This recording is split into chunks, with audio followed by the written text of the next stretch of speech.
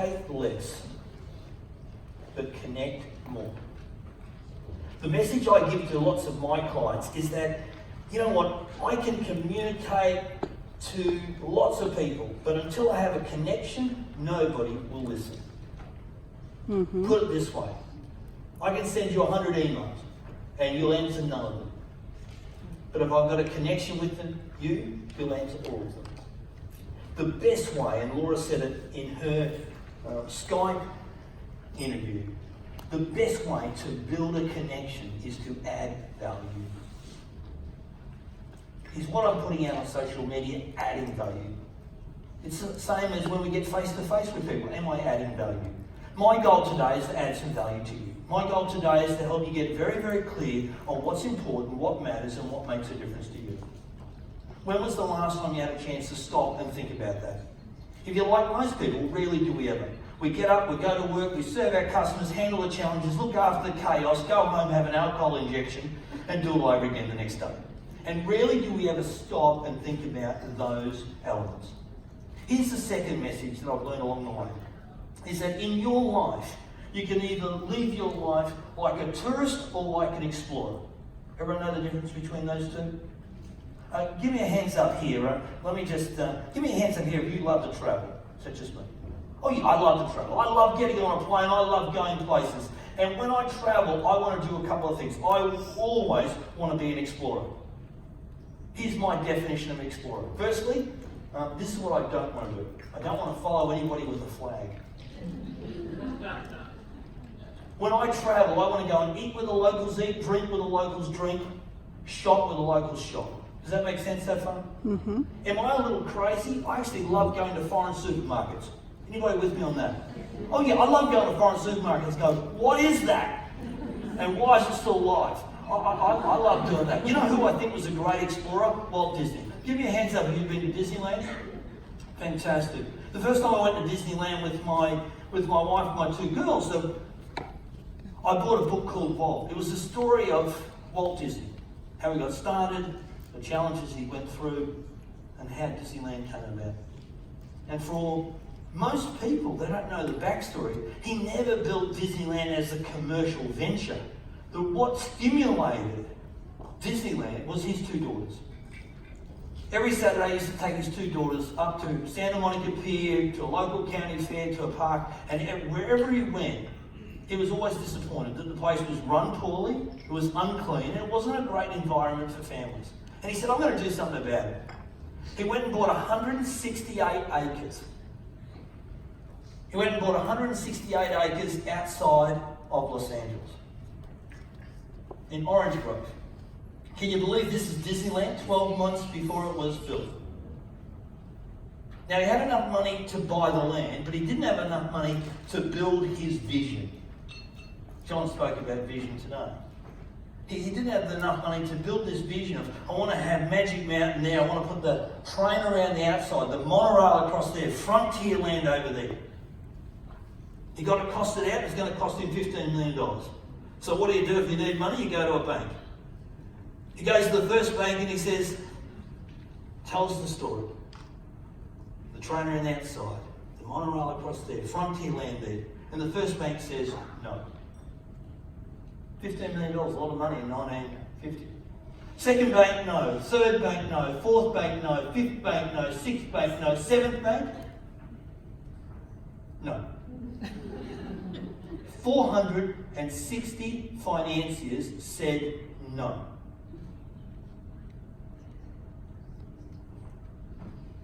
When do you give up? When do you stop? I know in your business you go through some no's. Is that a fair comment? But if there's a blue diamond at the end of it, an elite team at the end of those series of no's, you keep on going. Now, by the way, I'm not beating up on banks. Let's put this into perspective.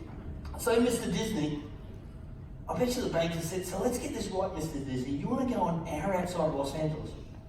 You want to bulldoze the almond trees and orange trees that already make you money. And you want to build an amusement park that you hope people are going to come to. And your mascot is a 6-foot rodent. No. It's a bit like this guy here. You reckon he's fired up? You're going to build what though?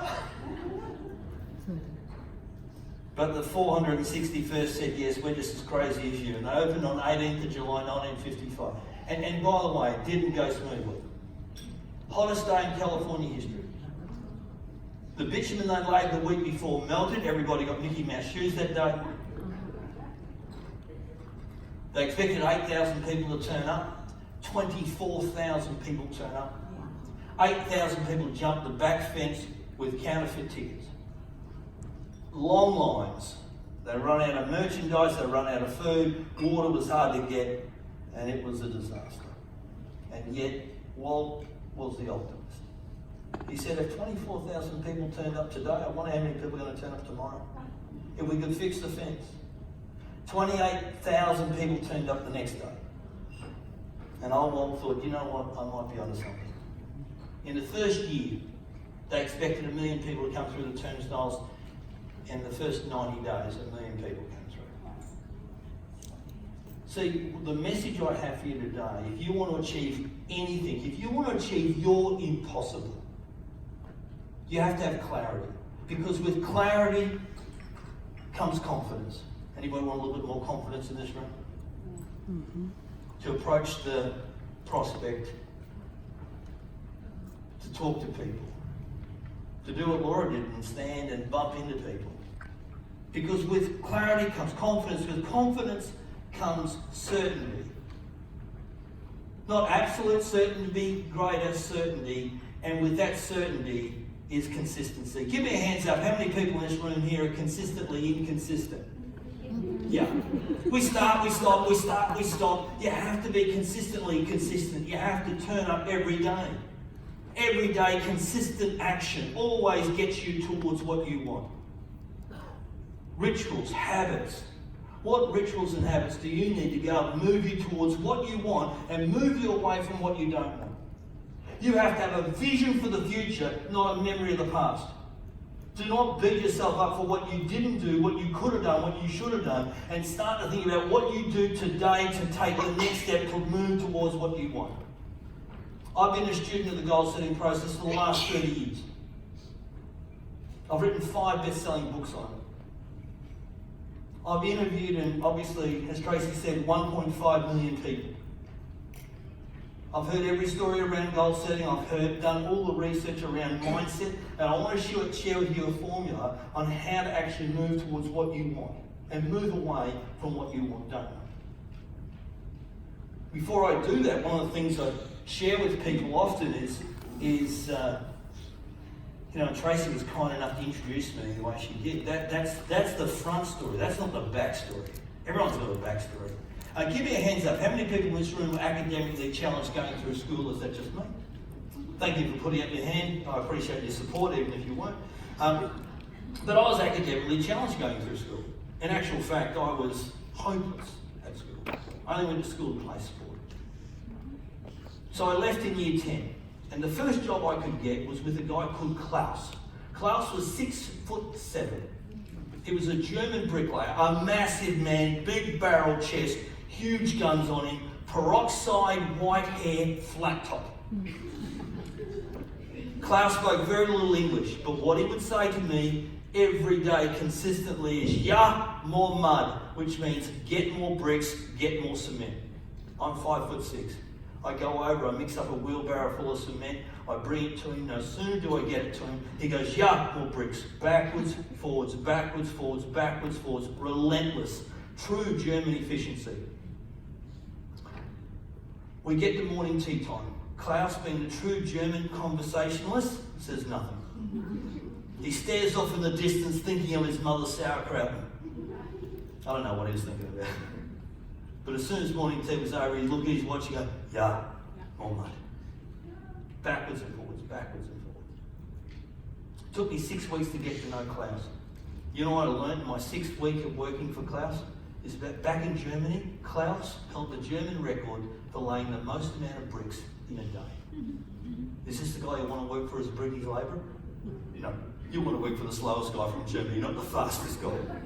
I've got to tell you, I went back to school, I repeated year 10, I got through year 11, Halfway through year 12, my mum came to me one day and she said, son, you and I got to have a talk. I said, what do you want to talk about? She said, I want to know why I've never seen you read a book. I want to know why I've never seen you do homework. I want to know why I haven't sent a report card. The last question was easy. I was burning them at the gate. She said, I think you've got to get a job. And then she asked the question that most parents ask their kids is, what do you want to do? And my response was, I don't know. Now my mum, probably like your mum, true problem solver. She said, I'm going to get you a job. My mum had a lot of push in the local council here on the Gold Coast. You could call it graft and corruption. She was a tea lady. And for those young folks in the audience who don't know exactly what I'm talking about, she was a true social networker. She knew everybody. Every morning and afternoon she'd push her little trolley around the council chambers giving cups of teas and biscuits to people, so she knew everybody. And when I say it was graft and corruption, it was definitely graft and corruption, because I think if you didn't give her son a job, you wouldn't get the extra biscuit. And if you did give her a son a job, I think you got a ham sandwich on a Friday and a couple of Tim Tams during the week. And why do I say it's graft and corruption? Because I never applied for the job. I never went for an interview. My mum taught me to work one day. I thought it was bring a child to work one day. And apparently that's where I started working. I started my working life in water supply and sewerage. I've got to tell you, I was motivated to get out of sewage. I worked my way up to the prestigious position of noxious weed inspector. Now, you might ask what a noxious weed inspector does. In my case, not too much. I used to travel down the Gold Coast Highway here at about 100 kilometres an hour looking for noxious weeds. Didn't find too many. I used to sleep a couple of hours every day. I used to eat cream buns and a meat pie for morning tea. And I used to go to Burleigh Beach. Everyone know where Burleigh Beach is? Not in my council jurisdiction, but I wanted to go above and beyond the call of duty. My boss came in one day, a guy called Len Anderson, he's the Chief Health Inspector. He said, Keith, we want you to go on a week-long leadership program. And I thought, he's got rocks in his head. I'm sleeping a couple of hours every day. The weeds are running rampant in my area. And then he said the magic words, you get a week off work with full pay. And I thought, you know what, maybe I am a leader. He was involved in Rotary, and every year they run a leadership program called RYLA, Rotary Youth Leadership Award. It was for 18 to 24-year-olds. Today it is for 22 to 30-year-olds. And they take you out in the bush for a whole week, and they bring in presenters. People come and talk to you about managing your money, how to live away from home. They bring in the commandos from Canungra, land warfare base, to teach you how to be problem solvers, to teach you how to be leaders, but more importantly, to teach you how to be followers. And then on the last day, a guy stood up and he said, we'd like you to write down, we'd like you to grab a piece of paper and find a shady thread. I've got this master, I can do this.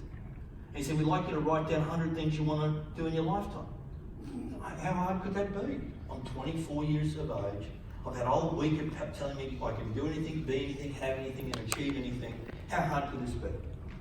I went and found a great tree. I pre-numbered my page 1 to 100. So confident was I that I'd write down 100 in the 90 minutes that they allocated.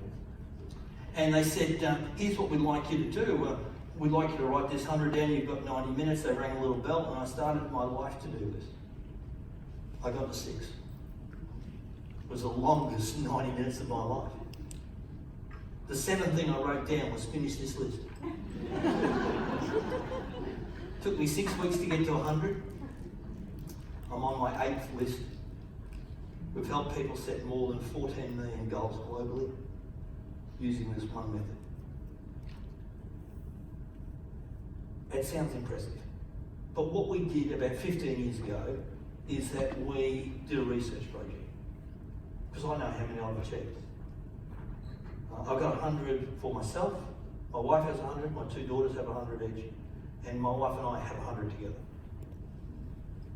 Because we often talk about why. There's lots of people on YouTube and TED Talks that talk about why. What's your why? But until you have a big enough reason why, you'll never do the uncomfortable and inconvenient in your business. Unless you've got a big enough reason why, a vision for the future, a mission that John spoke about, you'll never do the uncomfortable and inconvenient. And so 15 years ago, we did a research project, and let me share with you what happened. If you write down 100 goals today and you gave it to me, now this was done with 1,500 people. So it's a decent sized sample group. If you gave us 100 goals, we hold on to them for 3 years, and then we send it back to you just with one question. Tell me the number. Of the 100, how many have you achieved? What do you reckon the average might be? Here's the average, 40. Of the 100, 40. Big, small, indifferent, 40 goals. Let me ask you this question. Do you think your life might change? Do you think your life might change in the next 3 years, that as you achieve this goal here, a door opens up over here that was never there before? An opportunity presents itself here that was never there before. What if you left it with me for 2 more years? It's 70. What would happen in your life? Why am I such an advocate for getting people to start their list of 100? Because it gives you perspective, it gives you purpose. And it gets you to think about, now, let me say this to you, not arrogantly, I can get anyone to 100. I can get anyone to 100. See, here's what we've learned along the way, is if I can ask you 25 questions and you can come up with 4 answers, I can get you to 100. However, I'm a realist. Here's what I do know. There are 25 questions in your workbook. There'll be some questions that you'll write down nothing. And there'll be other questions that you'll write down 10. Could you think of 10 countries you'd love to visit? Yeah. So, rather than talk about it, let the information wash over your body. I wanted to make this a practical session. In your workbook, there is a My Red workbook. If you open that up and be so kind. And please fill it in. Please fill it in as we go through. By the way, if you're thinking, oh no, I want to take this home for my group, no, you can go to my website. You can download these questions. See, I just know it makes such a difference. Let me give you some, I'm not going to go through all 25 questions. I'm going to give you one song to start your list here. But your mission, if you choose to accept it, your challenge, if you choose to accept it, is finish your list before you leave this summer. Finish the list. By the way, here's what I believe. Anybody can write down 10, 20, 30, 40. You start getting to 50, 60, 70, 80, that's when. But you know where the magic is? The magic is in 80, 90, 100. Because what comes up is all the stuff that you push to one side, that you suppress, and you said you're not worthy, deserving, and capable. And let me say this, and listen to this succinctly. You are enough. You are enough to achieve anything you want to achieve. To achieve your impossible. So, here's question 3. Let me ask you this question. Could you think of 4 places in the world, or 1 place in the world, that you'd love to live for an extended period of time? Give me a hands up if you've been to Italy. Wonderful. Keep your hands up if you've been to Positano. Who's been to Positano? I fell in love with Positano. I got to Positano with my wife, my 2 daughters, and I said, you know what, I could live here for 6 weeks. I can speak fluent Italian. Pizza, pasta, Peroni. Gelato, hot day. I'd get by. Could you think of somewhere you'd like to live for an extended period of time? You know the beautiful part of your business is you have that option. This business is a wonderful vehicle to help you go and check out, as Laura said before, to go and check out for a little while and have quality time with your family, or quality time with your partner, quality time with yourself. So could you think of 4 places in the world you'd like to could you think of 4 financial milestones you'd love to achieve in your lifetime? Maybe it's to make $100,000 a year, maybe it's to make $1 million a year, maybe it's to make 2. Maybe it's to, you know what, Keith, I'm going to set my legacy up for my family forever. I'm going to build a legacy that will live on beyond me. Could you think of 4 financial milestones? Tell me, could you think of 4 wonders of the world you'd like to see? Give me a hands up if you'd like to go and see the Northern Lights. Oh yeah, hello. Wow. This one gets ticked off at the end of this year for us. Could you think of an event? Could you think of what your business goal is? Could you think of this? That this group of people in this room, 200 plus people in this room, that's your leadership group. Could you think of that as a goal? What's your goal in this business? What's your lifetime goal in this business? Is it to help set free 100 people?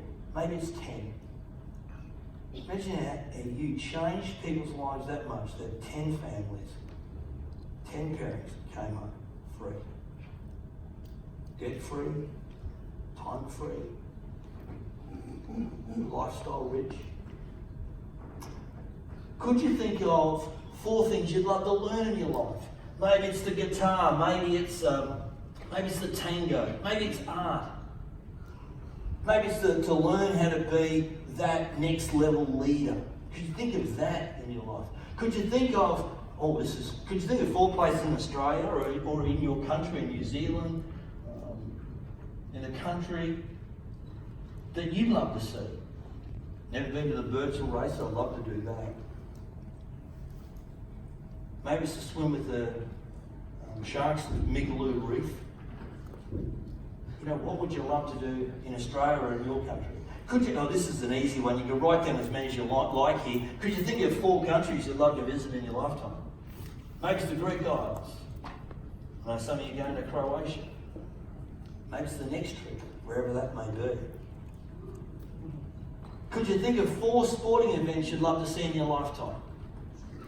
Maybe it's a Summer Olympics, maybe it's a Winter Olympics, maybe it's an AFL Grand Final, maybe it's a rugby match, maybe it's a netball national competition. What would something you'd like to see? And if you're not into sport, could you think of a sport, could you think of an artist, a concert, a comedian that you'd love to see live? Could you think of a city you'd like to submerge yourself in and live like a local? You know, Paris is one of Christine, that's my wife, and my favourite city, as is New York. But could you think of somewhere you'd like to spend that time? So you've got 25 questions there. Here's what we're going to get you to do. I'm going to play one song. It's not enough, but it's a start. I don't want you to talk to anybody. Don't social media this yet. I want you to actually do it. It's easy to be distracted. But I want you to make a list. And they're not, they're too complex. You have to be connected to your goal. You have to be committed to your goal. And it has to be compelling enough for you to do the uncomfortable and the inconvenient. What I've learned over the years is that goal setting, the areas look a little bit like this. Here's my definition. My definition of a short-term goal, 1 day, 1 month. What's a 1 day goal? You know, make sure I complete my 5 rituals. Meditation, exercise, healthy food, reading, gratitude noting. What's your 1 day, 1 goal? What's your medium-term goal? What's your 1 month to 1 year goal? What do you want to achieve in 12 months' time? What do you want to achieve in the next 6 months? You've got a qualifying 30th of June coming up. What level will you be at in this business? And how many of your team that you haven't even met yet will be with you? Definition of a long-term goal, 1 year to 5 years. What's the average person's definition of a long-term goal? Friday. Get me to Friday. And of course, what we've just talked about there is lifetime goals. Now, I want to go now from macro to micro. I want to, for the next 36 minutes, I want to take you and get you to be very, very clear on what you're going to do the first hour you leave this summit. See, my belief is that if you don't start, it gets harder the further you get away from the energy of this room. And so I'm going to get you really clear on what it is. Here's what I've learned along the way around goal setting. You need to think about what your goals are in the next 12 months. There are 4 key areas to set your goals in. One of them is around your business, and that's where we're going to spend the time on the goal driver formula. But if we look at these other areas, I want you to start thinking about what you want to achieve. What's the number 1 goal you want to achieve in the next 12 months in your new skin business? What's the number one goal you want to achieve? Not the 10 things, because you want to be in a corridor of clarity, not a chasm of confusion. My belief is you can have as many goals as you want. We've been talking about 100 goals. But you, in your business, you want to have the number one focus. You want to have absolute clarity about what it is in this corridor, so you don't get distracted by the noise out here. Professionally, what do you want to achieve? In your business as a leader, the knowledge that you need. I doubt very much where people in here need more product knowledge, but you need to know people better. Personalities, how do you connect with people? What do you say? How do you understand each person's driver? I'm going to share that with you in a moment. Here's the second level. Personally, what do you want to achieve? What are your family goals, your fun goals, your adventure goals? Your definition of adventure could be hang gliding or parachute. Or your definition of adventure could be sitting on a white sandy beach thinking, we'll have a pina colada or a margarita this afternoon. And you say, bugger, bring them both over in a bucket. Your idea of adventure could be going to Spain and running with the bulls with somebody smaller than you. That might be your idea of adventure. But personally, what do you want to achieve? Physically. I know for me, the healthier I get, the better decisions I make. The better energy I have. The better I can influence, impact, provide insights and information. But what do you want to do? Your health, your fitness, your strength. Now this is about strength, and I think, John, you mentioned about resilience. This is about strength of mind, strength of character. It's about being able to bounce back. It's having the discipline and the grit to be able to turn up. See, it's so easy to cop out. It's so easy to go, oh, it's tough. One of the things I say to people in my community is fall in love with difficult. Because if it was easy, we'd all be Olympians. Fall in love with difficult. Don't shy away from it. Don't complain about it. Go, you know what? If it's difficult, it's important. Understand this, is that, has anybody ever worked this out? That every time you set a goal, you will be tested? Yeah. Have you worked that out yet? Yeah. The classic example is people set a goal, I'm going to shed a few kilos. Well, and you know what? To do that, I'm going to get up early tomorrow morning and I'm going to go for a walk and a jog. Isn't it the day it rains? Is that day? Yeah. Oh, you know what? I'm going to eat healthy. Isn't it the day you're going to work and somebody's brought in chocolate cake? Yep. Homemade? Because it's somebody's birthday? Isn't that the day? See, life has a funny way of testing you. Life has a funny way of saying, are you serious? Let me just make sure that you're 100% clear on what's going to happen when you leave this room. You'll be tested. You set a level to go, you set yourself a goal to go to the next level in this business, and correct me if I'm wrong, the leaders in the front here, correct me if I'm wrong, but you'll get tested. You'll prospect someone and they'll say, no, no, no, no. And that'll just be a test. Am I right or am I right? Right. And so you will be tested. And when you get tested, you go, I'm right on track. And here's the final one. The final is the money. The final is about being profitable. What are your financial goals in the next 12 months? Now, I'm not going to spend any time on 3 of these areas, but I'm going to spend some time on the professional, on your business goals. Everything I'm going to share with you now is about getting you very, very clear on what your number one goal is that you want to achieve in the next 6 to 12 months in your business. So, here's what I've learned along the way. So, I've been a student of the goal setting process, and one of the things that's been really interesting of all the people I've spoken to is what I find is that why do smart, intelligent people set realistic, tangible goals that other people have achieved in the past and yet they don't? Why is that? Why is that? And here's what I've worked out. Unless you have an emotional connection to it, unless you have a mental connection to your goal, and unless you have a physical connection to your goal, you won't do it. You won't do it consistently. You'll start and you will stop. You have to have all 3. You have to have an emotional, mental, physical. What does that look like in reality? You have to know why, what, how. You have to feel it. You have to make sure that you think and that you do. Feel, think, do. You have to have all three components. If you don't have all three components, you won't be committed, compelled, or connected to it. You have to have all three, because you know what? I bet you there are people in this room that can tell you, okay, you want to go to Blue Diamond, great, you have to do X, Y, Z. You have to prospect X amount of people, you have to show the opportunity, you have to sponsor X amount of people, you have to get people started, you have to get 8 blocks, you have to I don't know your business, I'm making this up. So I reckon there are people that can tell you how. And I bet you there's lots of people who go out and do. And they do it. But unless you have all three, unless you have an emotional connection. So I started this project to saying, okay, what are the drivers? Here's what I've learned. Every adult has 135 different emotions they can experience.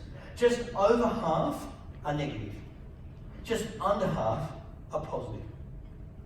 Some of us can experience all those 135 emotions in a month, and some barely 5 in a lifetime. Fellas? One was indigestion. Feel, think, do. Of the 64 positive emotions, it comes down to 32.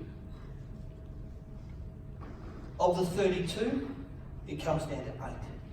And these are the goal drivers. The 32 are the amplified emotions, the ones that we relate to the most.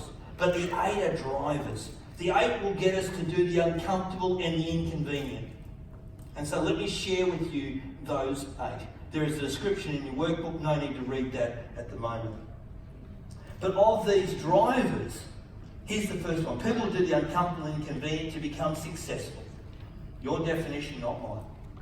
People are driven to be purposeful. People are driven to be inspired. People are driven to be happy. In actual fact, the alternative to happy is loved. People will do the uncomfortable and inconvenient to be in control or to be organised in their life. People will drive themselves to be respected. People will drive themselves to be more confident, and people will drive themselves to be, obviously less stress is the negative, but relaxed. So here's the question I've got for you. In the next 12 months in your new skin business, how do you want to feel? Of those 8 up there, which is the word that jumps out at you? Which is the word that says, you know what, this is how I want to feel? Does this make sense? Yeah. So, unless you've got a driver up there, it says this is where we start from. You have to start from an emotional position. I'm going to jump off stage again, fellas. Anybody want to share with me what the word is for them? Please. Respected. Respected. Beautiful. Love it. It's a driver of mine, actually. What drives me to be better and do is to be respected. In the profession, in the industry, with the clients, the people I work with. Please, somebody else thank you. Inspired. Purposeful. Good. Anybody else? Organised. Thank you. Anybody else? Relaxed. Successful. Anybody else? Happy. So here's the question I've got for you now. Whatever word you picked out of those, here's the question I've got for you. How do you turn up every day? How do you turn up? How do you walk? How do you talk? How do you think? What do you say to yourself? The actions you take every day if you're going to be successful, if you're going to be purposeful, if you're going to be respected. How do you walk? How do you talk? Every cell in your body, how do you turn up every day? Because here's what I do know is when you turn up and you walk and you talk and you think and you talk to yourself, more importantly, about one of these words, guess what? People will be attracted to you. Does that make sense? Yes or yes? Yes. And so this is about saying, if I'm going to set a goal, I need to make sure I've got an emotional connection with it. Let me share with you the 5 parts of the goal driver formula. There's 9 normally. Today's not the day to give you 9 because of time, and I'm standing between you and lunch. Huge responsibility. So here's the first thing I want you to do. Next page over, page 6 in your workbook. I want you to write down, what is your driver? Now, Let me be kind to you. You can have two. You can have a primary driver and a secondary driver.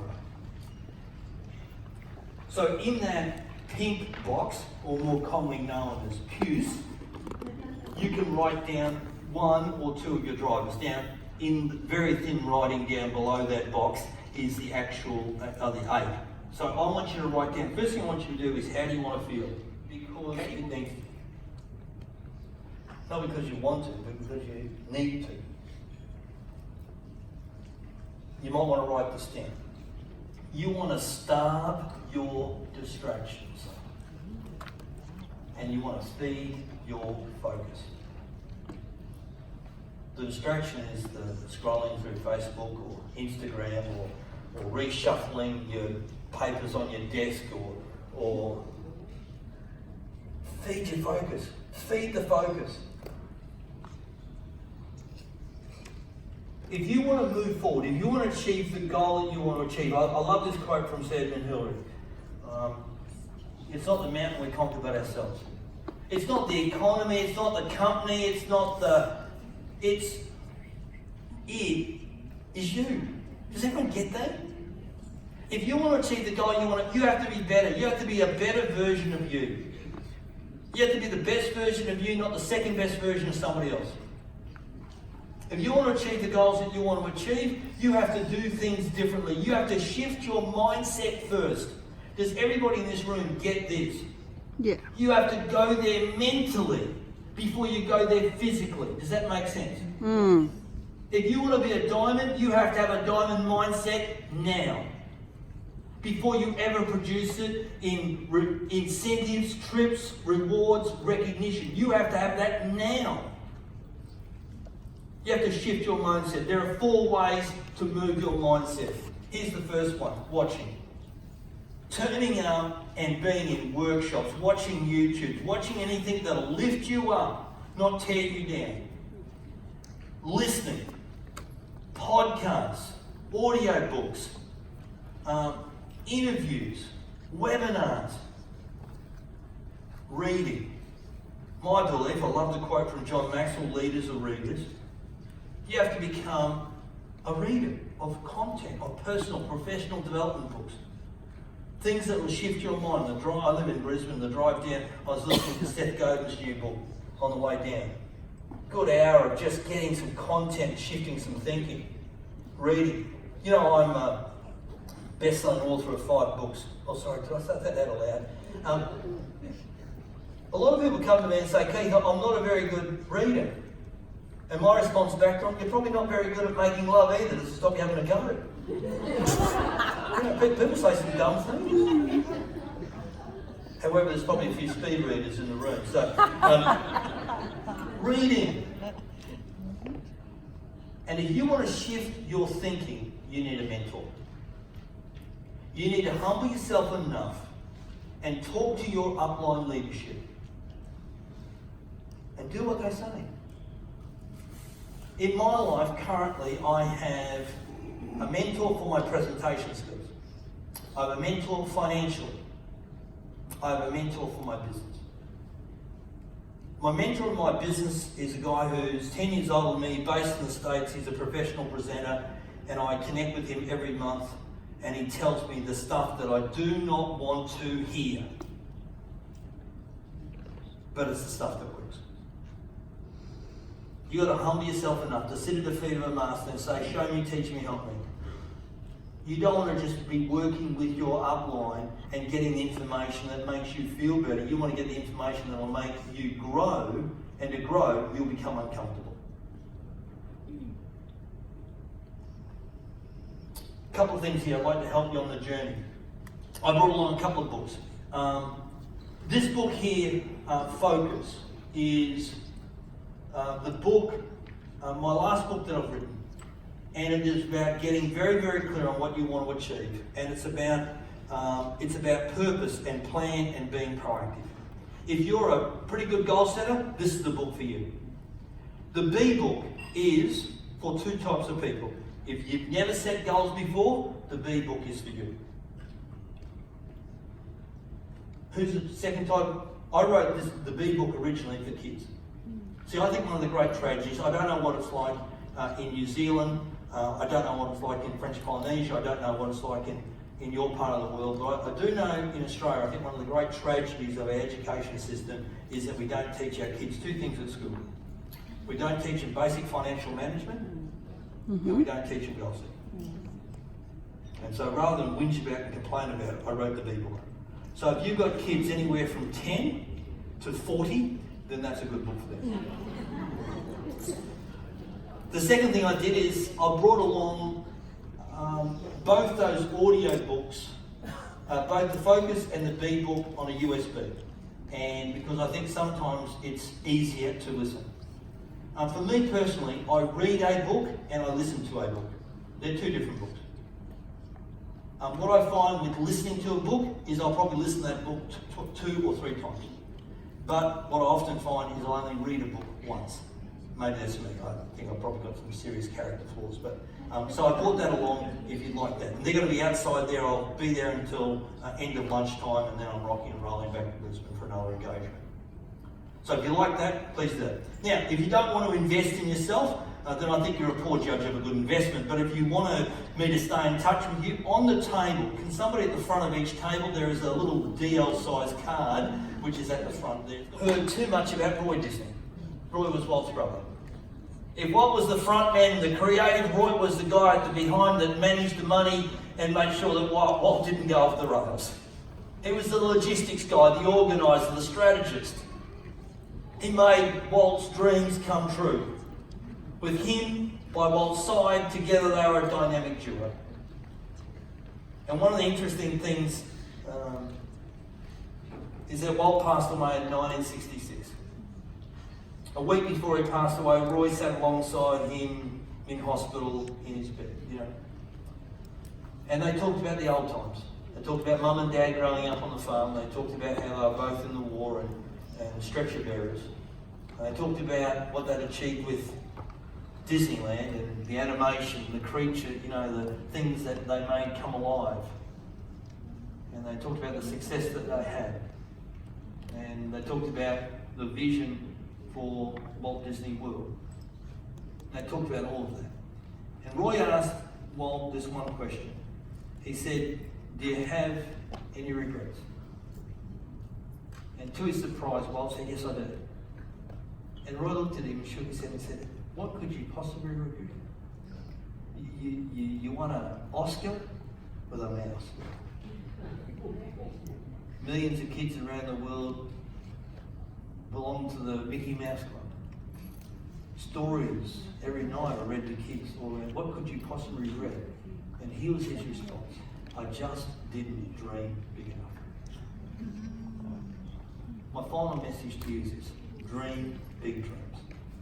Pursue your passion. Focus on your impossible and make it possible. And achieve the goals that are most important to you, and your life will change forever. It's been a delight. Thank you.